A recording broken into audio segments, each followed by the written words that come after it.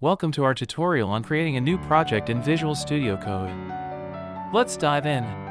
First, open Visual Studio Code. If you don't have it yet, download it from the official site. Now, create a new folder for your project. This helps keep your files organized. Next, click File and select Open Folder in Visual Studio Code. Choose your new folder. Now, you'll see your folder in the sidebar. This is where your files will live. Finally, create a new file by clicking New File. Name it as you wish and start coding. With your new file open, start writing your first lines of code. Don't forget to save your work. Use Ctrl+S or click File and Save.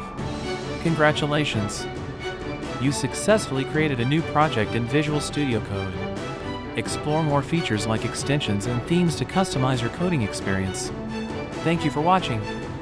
Subscribe for more coding tutorials and tips.